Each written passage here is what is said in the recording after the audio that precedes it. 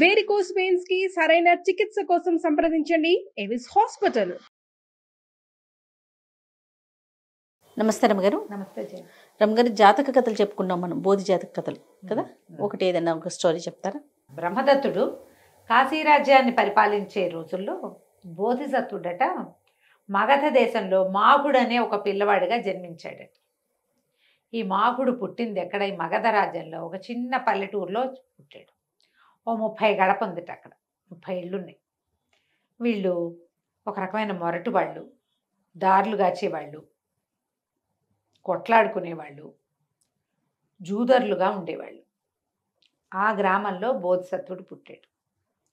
వాళ్ళు ఎంతసేపు ఎవరో ఒకళ్ళని ఎద్దేవా చేస్తూ ఉండటము, ఆ ఊర్లో అట్లా, ఈ ఊళ్ళో ఇట్లా, వాళ్ళు ఏంటో అలా ఉన్నారు, ఇలా మాట్లాడుకోవటాలు, కొట్లాడుకోవటాలు, తగాదాలు ఇలా ఉండేది. వీళ్ళందరూ మాట్లాడుకోవడానికి ఒక రచ్చపట్టు ఉండేదట. రచ్చపట్టు అంటే ఒక రచ్చబండ. ఈ మాగుడు కొంచెం 14-15 సంవత్సరాలు వాడు అయ్యాక ఆ రచ్చపట్టులోకి వెళ్ళి కూర్చునేవాడు. వీళ్ళకి శుభ్రాలు లేవు, శుచులు లేవు, మనుషులు ఎప్పుడు కొట్లాడుకుంటాడు. వాళ్ళకి ఏముంటాయి అంతేగా. ఈ అబ్బాయి ఏం చేసేవాడు, తను కూర్చోవడానికి ఒక చిన్న జాగా శుభ్రం చేసుకునేవాడు. ఒకళ్ళిద్దరు శుభ్రంగా ఉన్న జాగా చూసి వాళ్ళు కూర్చునేవాళ్ళు. అయ్యో, వీడేం చేసేవాడు, ఇంకో పక్కన శుభ్రం చేసుకునేవాడు. వాడు లేచేట వెళ్ళి మర్నాడు తను వాడు వచ్చేసరికి మళ్ళీ కూర్చునేవాళ్ళు. అట్లా రచ్చపట్టంతా శుభ్రం చేశాడు వాడు. ఇప్పుడు శుభ్రంగా ఉన్న జాగాలో కూర్చున్నారు, రేపు వాళ్ళు శుభ్రం చేసుకోవద్దు, దాన్ని చేయరు. మెల్లిగా ఆ శుభ్రాలు అక్కడి నుంచి ఏం చేసేట, ఒకసారి వాళ్ళు ఏవో చెట్లు అవి కొడితే వాళ్ళ ఇంట్లో వాళ్ళు ఈ అబ్బాయి ఒక 1/2 డజన్ వాసాలు తెచ్చి, 2 కొబ్బరాకులు, కొబ్బరి మట్టలు కొట్టి, 4 తాటాకులు తెచ్చి ఓ చిన్న పందిర్లాగా వేసాడు. వీడు పని చేస్తుంటే, అంతకుముందు వీడు శుభ్రం చేసుకున్న జాగాలలో కూర్చున్న వాళ్ళు ఉన్నారుగా, వాడు ఏదో పని చేస్తున్నాడని వీళ్ళు కూడా పోయి ఆ రచ్చపట్టు దగ్గర ఆ పని చేస్తుంటే 2 కర్రలు అందించడం, 2 ఆకులు అందించడం చేశారు. విశాలమైన పందిరి. అంతకుముందు అక్కడ ఏం పందిరి లేదు, ఊరికే రచ్చబండే ఉండేది. హాయిగా కూర్చోటం మొదలుపెట్టారు. కూర్చుంటున్నారు. ఎవరైనా ఏదైనా పోట్లాడుతుంటే పెట్టి కామ్గా చూస్తుండేవాడు వాళ్ళకేసి. జనాలకు మాట్లాడటం అర్థం కాల, వాళ్ళు కూడా కామ్గా కూర్చోటం మొదలుపెట్టారు. ఒకటి చేస్తే చేస్తారు కదా. అక్కడి నుంచి ఏమన్నట్ట, ఏదో ఇటుకలు అవి రాళ్ళు తయారు చేసుకుంటున్నారు వాళ్ళు, ఎవరికి వాళ్ళు చేసుకుంటున్నారు. ఈ అబ్బాయి ఏం చేశాడు, ఆ పందిరి తీసేసి అక్కడ మండపం లాంటిది కట్టడం మొదలుపెట్టాడు. అందరూ తలా ఒక చెయ్యి వేశారు. ఓ మందిరం లాంటిది కట్టారు. మంచినీళ్ళు తెచ్చిపెట్టేవాడు. వీడు ఒక 2 రోజులు తెచ్చాడు. 3వ రోజు వాడు వచ్చే లోపల ఇంకోళ్ళు తెచ్చిపెట్టారు. ఒక మందిరము, తాగడానికి మంచినీళ్ళు, అందరూ కూర్చోడానికి శుభ్రమైన జాగాలు, కామ్గా ఉండటం, పోట్లాట్లేదు, ఏదో 4 మంచి మాట్లాడుకోవటం. క్రమంగా ఈ ఊళ్ళో ఉన్న 30 మంది యువకులు ఈ మాగుడిని అనుసరించడం మొదలుపెట్టారు. ఈ మాగుడు ఏం చేసేవాడు, వాళ్ళ ఇంటి నుంచి వచ్చే దారిలో ఏదైనా కొమ్మ అడ్డొస్తే ఒక కత్తి పట్టుకొచ్చి ఆ కొమ్మ కట్టి కొట్టేవాడు. దారికి కొమ్మలు అడ్డొస్తే వాడు కొట్టేవాడు. వాడు కొడుతున్నాడని వీళ్ళు మొదలుపెట్టారు. దారి చుట్టుపక్కలంతా ఇట్లా పొదలు అవి ఇట్లా వచ్చేస్తే, మనం కొన్ని ఊళ్ళల్లో వెళ్తామా, వర్షాకాలం వెళ్తే అన్ని పొదలు ఇట్లా రోడ్డు మీదకే ఉంటాయి. 2 కార్లు పక్క పక్కన వెళ్ళే, ఇంకో కారు గీసుకుంటూ ఉంటాయి. అవన్నీ నీట్గా కత్తిరించేవాడు. ఒక రథం వాళ్ళు ఎవరో వీళ్ళ ఊరి గుండగా ఎక్కడికో వెళ్తున్నారు. ఆ రథం వాళ్ళు వస్తుంటే ఒక గుంటలో పడ్డారు. వాళ్ళు గుంటలో పడింది. ఇతను ఏం చేశాడు, ఆ గుంట వాళ్ళకి సహాయం చేసి ఇంత మన్ను తెచ్చి ఆ గుంటలో పోసాడు. ఒకళ్ళు ఇద్దరు చూసి ఇదే విధంగా గుంటలు ఉన్నాయని అక్కడో గుంట ఇక్కడో గుంట పూడ్చడం మొదలుపెట్టారు. వాళ్ళ వ్యవసాయం వాళ్ళు చేసుకుంటూ వీళ్ళు రోడ్లు బాగు చేసేవాళ్ళు, గుంటలు పూడ్చేవాళ్ళు, చెట్లు పక్కన ఉన్న చెట్లు కొట్టేసేవాళ్ళు. ఎక్కడైనా కాస్త నీరుంటే దాని మీద నుంచి వెళ్ళడానికి ఎత్తైన కట్ట ఒకటి ఏర్పాటు చేసేవాళ్ళు. ఇదే పని మీద ఉండేవాళ్ళు. గొడవలు లేవు, కొట్లాట్లు పనిలేగా. నీకు పని ఉంటే గొడవ కొట్లాట మనం ఎప్పుడు చెప్పుకుంటాం. నువ్వు బిజీగా ఉండు, నీకే సమస్య ఉండదు. నువ్వు బిజీగా లేవు, ఖాళీ రికామీగా కూర్చున్నావా, ఆసెమ్మ ఓసెమ్మ సమస్యలన్నీ మన చుట్టూ, అమావాస్య నాడు అట్టేతేవా, పున్నన్నాడు పప్పేసేవా అని పోట్లాటాలకి దిగుతాం మనం. అంతే, మనమే బిజీగా ఉంటే అమావాస్య లేదు, పున్నము లేదు, మనకేం అక్కర్లా. వీళ్ళు కూడా అట్లా బిజీ అయ్యారు. ఒక సాటిస్ఫాక్షన్ లభించడం మొదలుపెట్టింది. హాయిగా ఉన్నారు. ఈ ఊళ్ళో ఒక గ్రామాధికారి ఉండేవాడు. అంతకుముందు ఎవరేం కొట్టుకు చచ్చినా కొట్లాటల్లో లంచాలు తీసుకునేవాడు అతను.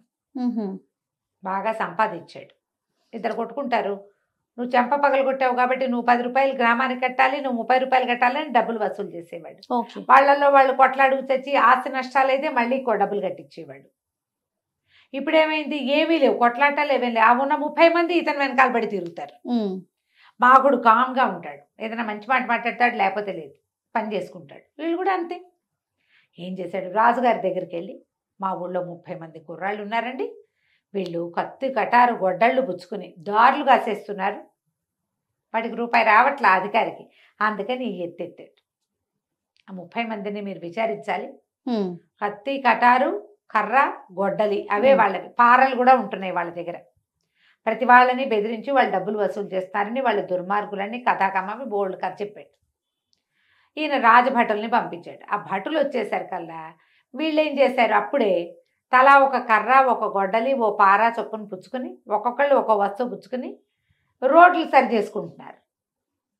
వర్షాకాలం వచ్చింది, వానాలు తగ్గంగానే అన్ని గుంటలు పడిపోతాయి కదా, ఈ పైగా చెట్లు పెరిగిపోతాయి, ఆ పని చేసుకుంటున్నారు. చేసేసరికల్లా కనపడంగానే వాళ్ళ చేతిలో గొడ్డళ్ళు ఆయుధాలు ఉన్నాయి, మారణ ఆయుధాలు. వెంటనే పెడరెక్కలు విరిచి కట్టేసి ఆ సైనికులు తీసుకుపోయారు రాజుగారి దగ్గరికి. రాజుగారు ఇంకా విచారించాల, వాళ్ళు ఎందుకంటే ఆయుధాలతో దొరికారు కదా, ఏనుగులతో తొక్కించండి అని చెప్పారు. ఈ 30 మందిని పడుకోబెట్టారు వరుసగా, ఇట్లా మోకాళ్ళ మీద కూర్చోబెట్టారు. ఏనుగుల్ని తీసుకొచ్చారు, ఓ ఏనుగుని తెచ్చారు. ఆ ఏనుగు వీళ్ళ దగ్గర దాకా వచ్చి పరిగెత్తుకుంటూ వెళ్ళిపోయింది వెనక్కి.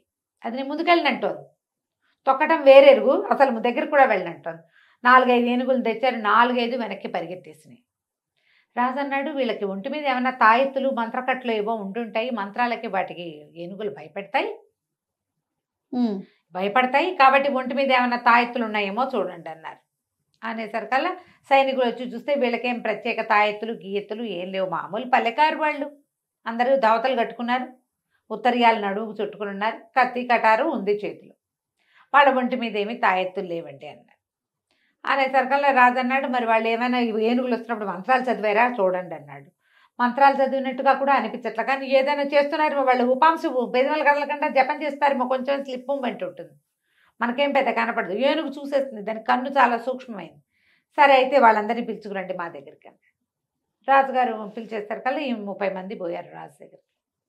ఏమిటి మీరేం చేస్తారు, మీరేమన్నా మంత్రాలు చదువుతున్నారా, ఏనుగులు రాకుండా ఎట్లా చేశారు మీరు అనేసరికల్లా మా దగ్గర ఒక ప్రత్యేకమైన ఆయుధం ఉందండి అని చెప్పేట. మాకు ఏముందంటే, మేము జీవహింస చేయం, ఇతరుల ఆస్తులకి ఆశపడం, ఒకళ్ళని మేము ఒక్క మాటను, పూర్తి సాత్వికమైన జీవనాన్ని అవలంబిస్తాం మేము, అదే మా దగ్గర ఉన్న మంత్రం.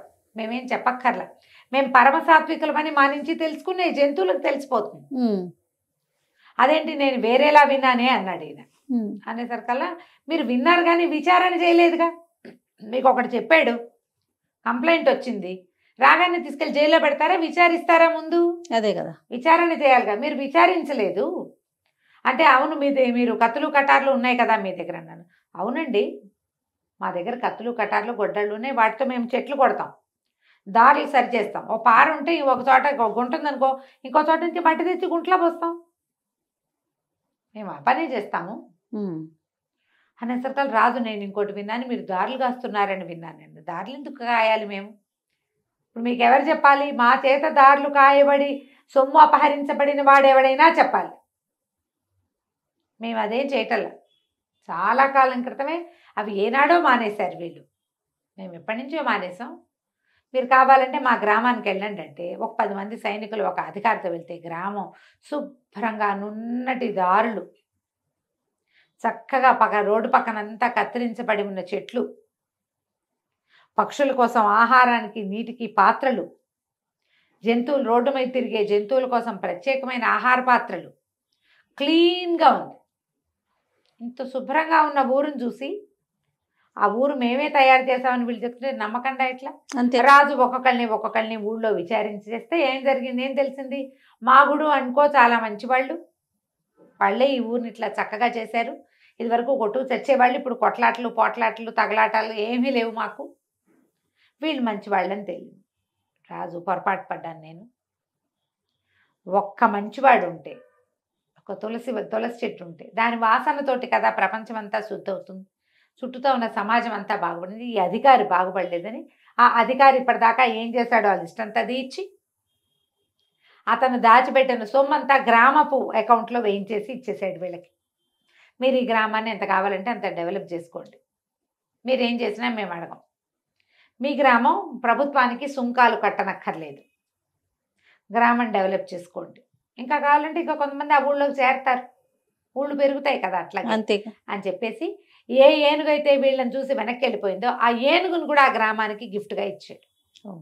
మొదట వెళ్ళిపోయింది కదా ఒకటి, అవునవును. ఆ పెట్టపట ఏనుగుని గ్రామానికి గిఫ్ట్గా ఇచ్చేసాడు. ఆ గ్రామానికి ఆ ఏనుగుని తోలుకుపోయేది. ఈ మాగుడు మిగిలిన వాళ్ళు కూడా తమ ఊరు వెళ్ళిపోయి, అప్పుడట ఈ మగధలో చాలా ఊళ్ళ వాళ్ళు ఈ మాగుడు ఉన్న గ్రామానికి వెళ్ళిపోయారట ప్రశాంతమైన జీవితం కోసం. మనం కూడా అవుట్స్కట్స్ లో ఒక ప్లేస్ చాలా బాగుందంటే అక్కడికి వెళ్ళిపోతూ ఉంటాం. అవునవును. తర్వాత అక్కడంతా మనలాంటి జనాలు చేరి అదంతా క్లమ్జీగా అయ్యి అక్కడి నుంచి కూడా పారిపోతూ ఉంటారు. ప్రశాంతత వెతుక్కునే వాళ్ళు ఇలాంటి చోట్లకి రావచ్చని ఒక ప్రకటన కూడా చేశాడట మగధరాజు. కథ కంచికి మనం ఇంటికి. చాలా బాగుందండి. నమస్తే. నమస్తే జయ.